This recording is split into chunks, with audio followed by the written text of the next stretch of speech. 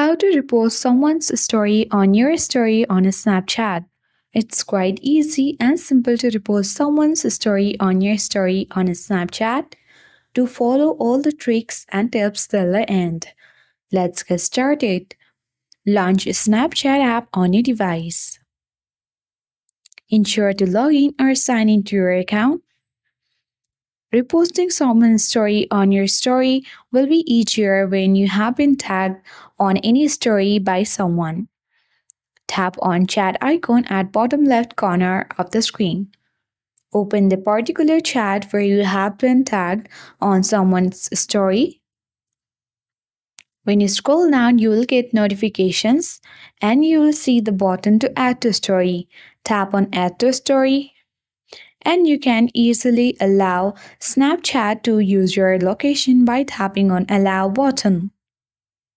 You can easily customize the story by using the tools that has been appear at the right side of the screen.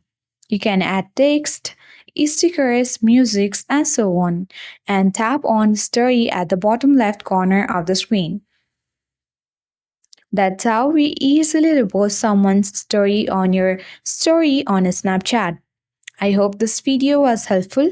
If it was, then do like, share, comment on this video.